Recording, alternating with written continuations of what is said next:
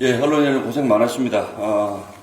시간이 정말 빨리 흐릅니다. 대선의 시기가 너무 빨리 흘러서 저희도 정신 차리기 어려운데, 5월 20일,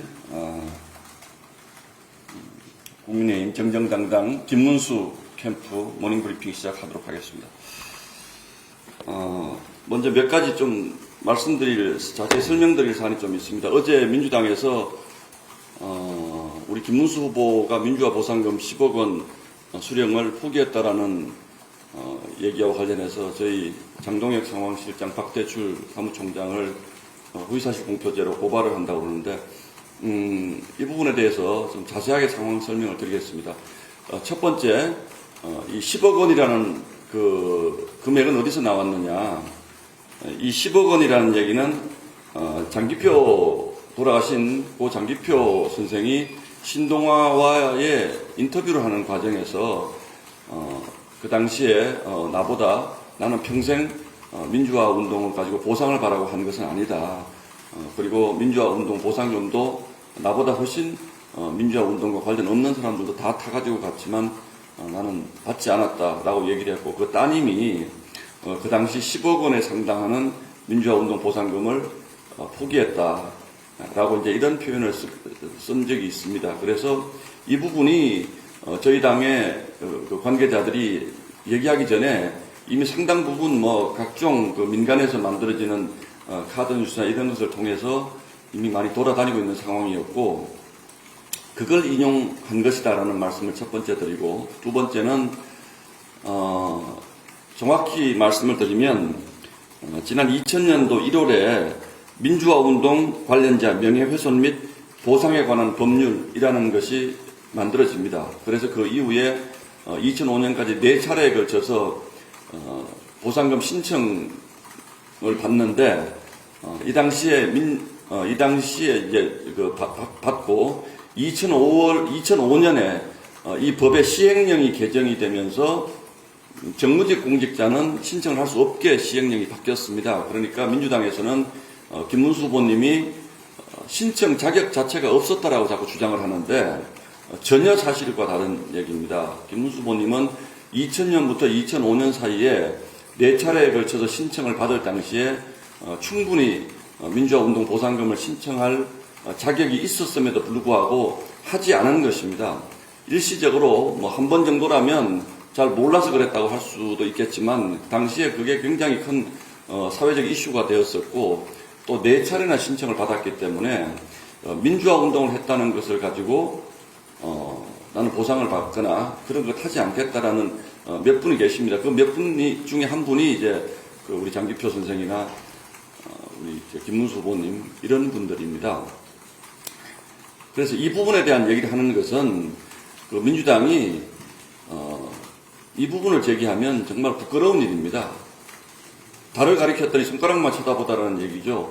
김문수 후보님이 누구보다 민주화운동 그리고 우리 노동약자들을 위한 삶에 헌신해 왔다는 것은 세상이 다 아는 얘기고, 그게 그 당시 장기표 선생님의 가족이 10억 상당이라는 표현이 아마 세월이 많이 지났으니까 물가도 오르고 이런 취지로 한 말씀인데, 그걸 꼬투리 잡으면 장기표 선생 가족도 고발하셔야 됩니다. 실제로 장기표 선생 가족이 10억을 받을 수 있는 자격이었는지 9억을 받을 수 있는 자격인지 그 정확히 저희도 지금으로서는 알 수 없습니다만, 이걸 가지고 시비를 걸고 문제를 삼는 것은 민주화 운동을 한 분들에 대한 저희는 모독이라고 판단을 합니다. 그래서 즉각 이거 멈춰주시고, 또 공직선거법상의 허위사실 유포에 관한 걸로 고발한다는데, 저는 민주당의 이중성을 정말 이해할 수가 없습니다. 본인들이 그거 없애는 법 만들었잖아요, 지금. 근데 최근 들어서 굉장히 허위사실 유포다 어쩐다 해가지고 저희 당 쪽을 고발을 많이 하시는데, 물타기 하는 걸로 밖에는 보이지 않습니다. 그러니까 나중에 가서 그러면 당신들도 이런 걸로 고발당했으니까 우리 후보자 그 허위사실 유포한 것에 대해서 기소된 거 면소시킬 수 있는 법 통과시키는 거에 좀 취소하자, 이렇게 얘기하려고 이렇게 터무니없는 걸 가지고 자꾸 고발하는 겁니까? 민주당이 이런 걸 가지고 하는 것은 정말 적절치가 않고, 특히 민주화 운동을 한 사실을 가지고 이렇게 뭔가 우리 김문수 후보가 자격이 없는 사람인 것처럼 이렇게 허위사실을 자꾸 그렇게 하시는 것 자체도 잘못된 것이고, 어제 그저께가 광주 5.18이었습니다. 다들 다녀오셨잖아요, 거기에. 그러시면 민주화 운동 자체를 가지고 폄훼하는 이런 행동은 좀 중단해 주셨으면 좋겠습니다. 그리고 두 번째, 어제 정말 이재명 후보의 선거 유세 장면을 보고 경악했습니다. 저희가 논평도 냈습니다만 방탄유리 앞에 여러 개 세우고 유세하시는 것을 보면서 여러분들도 어떤 느낌이셨는지 모르겠는데, 지금 이재명 후보가 뭐가 그렇게 위험합니까? 본인 스스로가 그렇게 위험하다라고 생각을 하고 그렇게 세우는 거면 본인이 지은 죄가 많아서 그럴 거라고 생각을 하고, 그렇지 않은데도 그런 걸 한다면 정치 쇼라고 생각을 합니다.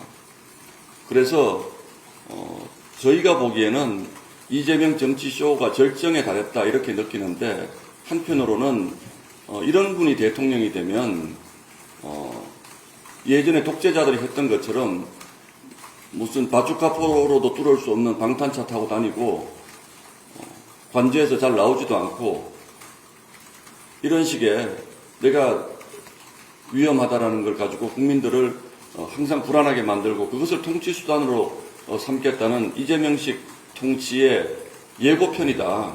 국민이 이렇게 무서운 사람이 선거운동을 어떻게 합니까?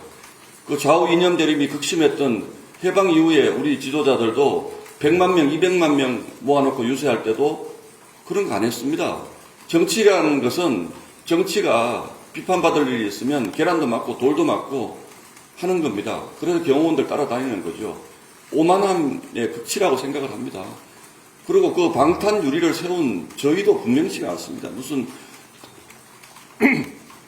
러시아제 총기가 밀반이 됐다는 제보가 있었다, 이런 얘기들을 여러 번 그동안 해왔고, 그래서 방탄 유리를 세웠다 그러는데, 도대체 우리 국민을 뭘로 보고 방탄 유리를 세운 유세를 합니까? 선거 유세라는 것은 우리 사회의 약자들 그리고 국민들에게 한 발 더 가서 그들의 손을 잡아주고 그들의 체온을 느끼고 그들이 무엇을 어려워하는지를 현장에서 체험하는 과정입니다. 저 같은 국회의원도 선거에 보면 현장에서 유권자들을 만나는 것, 그것이 바로 대통령을 정치인이 되기 위한 준비인 것입니다. 그런데 방탄유리 세워놓고 그 밖의 국민과 그 안에 자기를 그렇게 분리하는 것, 이게 바로 이재명 정치쇼가 아니고 무엇이겠습니까? 개탄스럽습니다. 그래서 이런 장면들은 어제 민주당이 제시한 개헌안에서도 저희가 분명히 드러났듯이 대통령 연임제를 통해서 사실상의 영구집권을 노리는 것 아닌가라는 국민적 불안감에 더해서 독재국가를 만들겠다는 스스로의 다짐으로밖에는 저희가 해석할 수가 없다라는 점 다시 한번 말씀드리겠습니다. 자, 이렇게 오늘 현안에 대해서 좀 말씀드리고 오늘 일정 좀 소개하겠습니다. 지금 저희 후보님이 주로 이제 서울 지역에 계시는 이유는 방송사에서 요청하는 각종 인터뷰와 선거 방송용 촬영들이 많이 있습니다. 아마 방탄유리도 세우지만 이재명 후보는 방송사들이 요구하는 선거 방송용 사진 촬영에도 일체 지금 응하지 않고 있다고 듣고 있습니다. 그러니까 토론회에도 이재명 후보가 나오지 않겠다고 해서 지금 토론회가 성사가 잘 안 되는 토론회가 또 있다고도 들었습니다. 이런 부분들 역시 이재명 후보의 오만함이라고 생각을 합니다. 선거가 되면 그 어떤 과정에서든 후보로서 국민들에게 본인을 알리기 위한 최선을 다해야 한다는 것, 이거는 선거가 가지는 대의민주주의제에서 선거가 가지는 가장 기본적인 것입니다. 국민들에게 자기를 알리고 판단하게끔 해주는 것. 그런데 이재명 후보는 선거방송 선관위에서 주최하는 토론회, 세 차례 토론회는 지금 하게 되어 있지만 나머지 각종 언론단체나 이런 쪽에서 하는 토론이나 또는 인터뷰에 대해서 매우 소극적이라고 들었는데 사진 촬영도 하지 않고, 이런 것이야말로 이제는 내가 대통령이 다 됐으니까 그런 거 할 필요 없다 라고 생각하는 것이 아니고서는 이런 일이 있을 수가 없습니다. 그래서 뭐 저희 김문수 후보님은 방송사 촬영은 물론이고 인터뷰든 뭐든 국민들에게 좀 더 다가갈 수 있는 어떤 방법이든 다 하고 있습니다. 그래서 오늘, 내일, 어제 각 방송사 촬영, 인터뷰가 있었기 때문에 거기에 응하느라고 지금 수도권에 계속 머무르고 있다는 말씀을 드리고, 오늘은 10시 반에 한국예총에서 정책협약식을 가지고 화곡 남부시장 영등포 쪽방촌을 오전에 방문하시고, 오후 2시 40분에는 서초구 집중유세 고속터미널에서 있습니다. 그리고 오후 3시 50분에 송파구 집중유세, 오후 4시 40분에는 강동 집중유세, 오후 5시 40분에 하남시 집중유세, 이렇게 되어 있습니다. 그리고 20시 48분에 TV조선에서 후보자 방송연설 녹화가 있습니다. 그래서 아마 이런 일정들이 쭉 끝나기 전까지는 아마 멀리 가시기는 조금 어려울 것 같은 일정들로 저희가 계속 준비를 하고 있습니다. 예, 이상으로 5월 20일 브리핑 마치겠습니다. 질문 주시면 받겠습니다. 예. 네, 수고입니다. 예. 하와이 특사단이 홍준표 전 시장 만나서 어떤 역할이나 방식이든 다 수용하겠다는 김문수 후보에 전했다고 하는데요. 어디까지 논의가 진전됐는지 보고 가신 내용이나. 아직 지금 하와이 특사단이 돌아와야지 될 것 같은데, 제가 정확히 그 부분에 대해서는 저도 기사만 보고 알았고, 오늘 아침 채널A 기자분 계시나요? 인터뷰 하셨습니까 혹시? 대화를 그냥 많이 하신 것 같던데요, 보니까. 그래서 어제 제가 며칠 전에도 말씀을 드렸듯이 우리 홍준표 시장님은 저희 당에서 평생을 헌신해온 분인데, 다소간에 그동안 오해가 있었다면 아마 푸는데 좋은 계기가 됐을 것이라고 생각을 하고, 아마 대화 끝나고 바로 돌아오는 걸 들었으니까 오시면 자세히 얘기 듣고 다시 한번 말씀드리겠습니다. 네.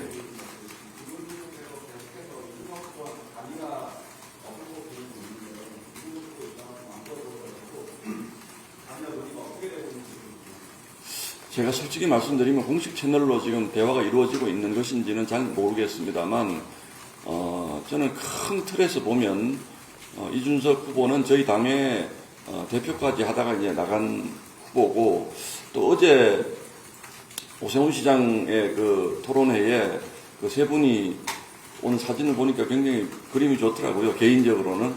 그래서 이번 선거를 결정짓는 굉장히 상징적인 장면이라고 개인적으로는 생각을 합니다. 그래서 이준석 후보도 지금으로서는 단일화에 대해서는 부정적인 입장을 많이 가지고 있는데, 또 어제 그제 다른 이런 것들을 보면 서로 간에 좀 이심전심이 좀 통하고 있는 것은 아닌가라는 기대를 해봅니다. 예.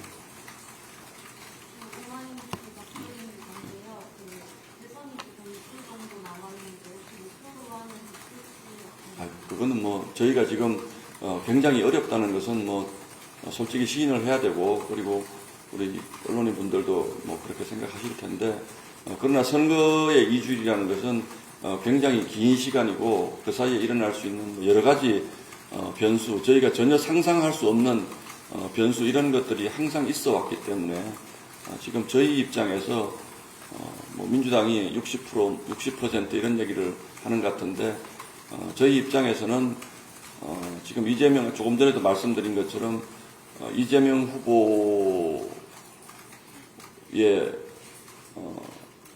이재명의 나라, 민주당의 나라를 만들었을 때 우리나라에 어떤 어려움이 올 것이라는 것들을 국민들이 이제 이 유세 기간 동안에 하나하나 알아나가시는 과정이기 때문에 저희도 차근차근 지지율을 회복할 수 있을 거라고 생각하고 있습니다. 예. 연장 총장에서 좀 남았는데 선거 불판이라고 해야 되나? 이런 부분에 대해서 좀 생각하시는 부분이 있으십니까? 잘해야죠. 저희가 참 조심스럽습니다. 예, 저희가 국민들께 저희의 진정성을 더 자세히 말씀을 드리고, 결국은 이번 대선이라는 것이 가지고 있는 특수성이 있지 않습니까? 그 특수성 위에서 저희가 충분히 성찰할 것은 성찰하고 또 저희가 반성할 것은 반성하고 그럼에도 불구하고 대한민국이 너무 지금 엄중한 시점에 와 있다. 대한민국의 경제가 완전히 붕괴될 수도 있는 어려운 시점에 와 있다. 또 대한민국의 안보가 굉장히 위험한 시기에 와 있다. 이런 부분들을 과연 그저께 경제 분야 토론에서도 보셨습니다만 이재명 후보에게 맡겨서 되겠느냐. 이런 점에 있어서 분명한 안보관을 가진 김문수 후보, 그리고 경제 일해본 경험을 가진 저희 김문수 후보, 또 그리고 정치적으로 안정된 경력을 쌓아온 우리 김문수 후보, 뭐 이런 것들을 가지고 계속 좀 설득을 해 나갈 생각이고, 경선 과정에서 있었던 뭐 여러 후보들 사이에 약간의 갈등이라든가 이런 부분들은 참여했던 분들이 시간이 지나면서 직접적으로 유세에 참여를 해주시는 분들도 계실 거고, 또 다른 방식으로 지원을 하실 분들도 저는 분명히 계실 거라고 지금 생각을 하는데, 오늘은 뭐 특히 한동훈 전 대표가 부산에서 또 현장에서 국민들을 만난다고 하니까 그런 점들도 좀 국민들, 특히 우리 지지자들의 우려를 불식시키고 우리가 한 모습으로 나갈 수 있는 중요한 계기가 될 것이라고 저는 생각을 하고 있습니다. 이어지는 질문인데 지지율을 말씀하셨잖아요. 이게 PK 지역에서는 전통 보수 지역 PK 지역에서도 이재명 후보에 좀 뒤지는 모습을 보이는데 그런 거 어떻게 보시나요? 글쎄, 뒤진다는 것이 뭐 일부 여론조사가 어떤 것을 신뢰할 수 있느냐의 문제이기 때문에 저희가 뒤진다는 표현에 동의하기 어렵고요. 특히 뭐 저희가 전통적으로 강세를 보였던 부분들은 지금은 그렇지만 그 부분들은 당연히 이번 주말 정도를 계기로 다 회복될 것이라고 보고 있습니다. 예. 민주당에서 이제 주기형 판사 관련해서 의혹 제기하고 이걸 개정해서 좀 입증해야 되는데 이것도 부정하고 있고, 나경원 위원장은 이거 자격지키고 마녀 사상이다 이렇게 말씀하셨는데, 뭐라고요?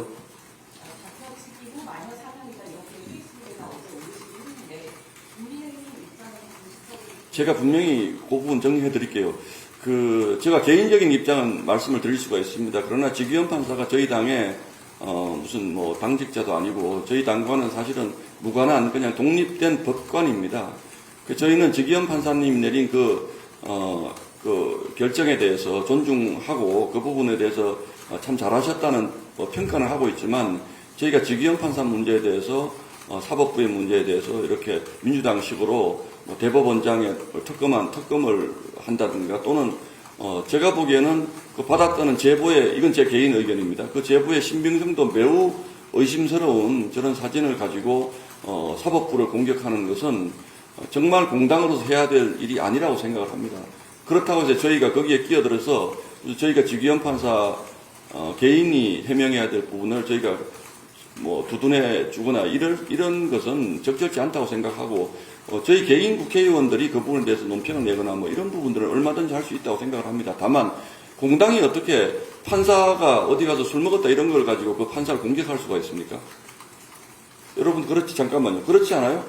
어떻게 정당이 본인들에게 불리한 판결을 냈다고 해서 그 판사의 뒷조사를 해가지고 그 판사의 사생활을 까발리고 그 판사를 공격하고, 그러면 국민들에게 그렇게 하라는 얘기 아닌가요? 나에게 불리한 판결을 하면 그 판사 뒷조사해가지고 그 판사 쫓아다니면서 사진 찍어가지고 SNS에 올리고, 이렇게 하면 민주당 감당하시겠습니까? 정말 이거는 저 개인적인 얘기입니다만 민주당 이런 거 하면 안 됩니다. 그렇다고 해서 저희가 민주당이 하니까 우리도 그럼 전선을 만들어야지. 그렇지 않습니다. 저희도 뭐 얼마든지 그거에 대해서 할 말이 있지만 그 사안 자체에 대해서 정치가 독립된 판사를 공격하는 그거에 대해서는 정말 개탄스러운 일이지만, 그러나 저희가 지기현 판사의 변호인도 아닌데 저걸 저희가 무슨 공식적인 입장을 냅니까? 민주당 이런 식으로 의혹 제기를 하고 상대방한테 입증해내라 이런 식의 태도에 대해서는 국민의힘에서 좀 어떻게 생각하세요? 그 부분을 한번 검토해 보겠습니다. 그래서 제가 금방 말씀드리는 것은 제 개인 의견이라고 말씀한 부분은, 이게 자칫 잘못하면 지기현 판사의 사생활이 정쟁으로 번질 우려가 있기 때문에 그것이 지기현 판사라는 본인에게, 저는 사실 지기현 판사라는 이름을 이렇게 막 거론하는 것도 적절치 않다고 생각을 합니다. 우리 사회가 좌표 찍고 공격하고 이런 것들을 너무나 아무렇지도 않게 생각하는데, 그런 부분들을 만들어 놓은 것이 사실은 민주당의 좌표찍기거든요. 그래서 판사에 대한 좌표찍기 이런 부분들은 절대로 있어서는 안 되고 그것을 민주당이 주도하는 것 자체가 정말 민주주의에 반하는 행동들입니다. 그래서 민주당이 그걸 가지고 기자회견하고 정말 이런 부분들은 정말 개탄스럽습니다. 저희가 보기에. 그래서 아무리 선거판이지만 어떻게 판사를 본인들에게 불리한 판결이 있었다고 해서 판사를 공격하고 대법원장을 탄핵하겠다 그러고 대법원장을 특검으로 겁박하고 이런 정치 세력이 우리 헌정사에 있었습니까 정말로? 그러면 앞으로 정권 잡으면 저희가 늘 예로 드는 것이 남미의 어느 나라 대법원 구성이 본인들 마음에 들지 않는다고 법을 바꿔서 대법관 수를 늘려서 그 대법원으로 하여금 본인들에게 유리한 결정만 하게 만드는 사법부 장악 시나리오. 지금 민주당이 똑같이 하고 있잖아요. 지금 그 법을 냈지 않습니까? 대법관 100명 만들겠다는 거 아닙니까? 민주당 법안에 따르면. 그러면 그 100명은 어떻게 뽑겠습니까? 다 민주당에 유리한 사람들 뽑아서 대법원으로 올라가는 거는 전부 민주당에 유리한 판결하게 하겠다. 심지어 늘 방송에 나와서 논평하는 변호사 출신 어떤 분이 자기도 대법원장 될 수 있다 이렇게 얘기하지 않습니까? 그 대법원에서도 결론이 안 나면 헌법재판소가 한 번 더 헌법 소원하게 만드는 사심제 만드는 것. 이런 나라를 만들겠다는 것이 민주당입니다. 그런데 지기현 판사에 대한 공격 정도는 민주당에게는 정말 아무렇지도 않은 일이지만 이것은 정말 앞으로 역사가 인권 침해의 대표적인 사례로 거론할 수 있는 아주 중대한 사안입니다. 법관이라든지 기자분들도 마찬가지입니다. 지금 뭐 기자분들 저도 오랫동안 언론사 생활을 했습니다만 본인들 마음에 들지 않는다고 사찰하고 기사 검열하고 뒤에서 그 기자 무슨 뒷조사하고 이런 일들 과거에 많이 있어 왔습니다. 저는 그런 것들의 예고편을 보는 것 같아서 정말 섬뜩하고 그런 마음입니다. 그래서 특히 법관에 대해서 법관은 우리 사회에 시시비비를 가려주는 분 아닙니까? 항상 잘했다는 사람이 있고 못했다는 사람이 있는 것이 법정입니다.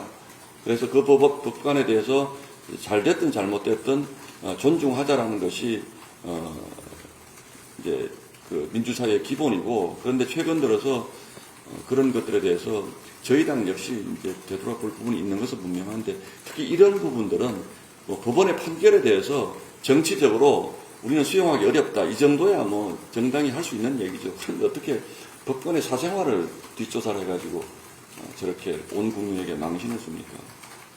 정말 즉각 멈추시기 바랍니다. 예. 또 질문 없으시면. 글쎄 제가 개인적으로 다 입장을 들어보진 못했는데 썩 적절치 않다라는 의견들이 많이 있는 것 같습니다. 예. 그 입당이 주는 메시지가, 개인의 입당은 저희가, 이를테면, 일반인들 입당시킬 때, 입당 심사라는 걸 할 때, 김계리 변호사가 하자가 있다라고 생각하진 않습니다, 저도. 그런데, 정당 가입의 자유가 있기 때문에 그분이 정당에 가입하는 것을 저희가 막는 것도 맞지 않습니다. 그러나, 김계리 변호사가 가진 어떤 정치적 상징성 이런 부분들이 일부 부담이 되는 부분이 분명히 있기 때문에 아마 고민하는 것 같습니다. 그 정도로 이해해 주시면 좋을 것 같습니다. 그렇게 큰 정치적으로 비중 있는 인물이라고 저희는 생각하지 않습니다. 예. 글쎄, 정확히 잘 모르겠습니다. 그게 저희 지금 선거 전략 전체에 그분이 가지는 비중이나 이런 부분들을 개인의 입당 문제를 가지고 저희 당이 계속 왈가왈부할 상황은 아닌 것 같습니다. 저희 선거 전략이 감명 포인트였잖아요. 서울이나 김영남이랑 이거는 정보진과 단 국민이 다시 한번 분명히 그 부분에 대해서는 저희 입장을 말씀을 드리겠습니다. 그분들을 폄훼하고자 하는 것은 아니지만 빅텐트라고 하는 것은 저희 진영에 있던 일부 국회의원들이 그쪽으로 가거나 특히 허은하나 김용남 의원님은 개혁신당에 계셨던 분들이기 때문에 그쪽 가시는 것에 저희가 논평할 수는 없는 것인데 빅텐트는 그런 것을 빅텐트라고 하지 않습니다. 항상 대선이 되면 뭐 움직이시는 분들이 있습니다. 그래서 이분들에 대한 정치적 평가는 유권자들에게 받는 것이고 저희가 무슨 민주당 전직 의원 몇 분 데려왔다고 해서 그걸 빅텐트라고 여러분들이 평가할 건 아니지 않습니까? 저희가 생각하는 빅텐트는 적어도 뭐 대선 후보급들의 연합이라든지 정책 연합이라든지 뭐 지지라든지 이런 것들을 끌어내는 것, 이것을 빅텐트라고 하고 뭐 그 정도를 저희가 빅텐트라고 생각합니다. 비교는 안 해주셨으면 좋겠습니다. 예. 자, 이상 여기서 마치겠습니다. 궁금한 건 따로 또 연락드리면 받겠습니다. 예, 이상으로 5월 20일 정정당당 김문수 캠프 아침 브리핑 마치도록 하겠습니다. 여러분 고맙습니다.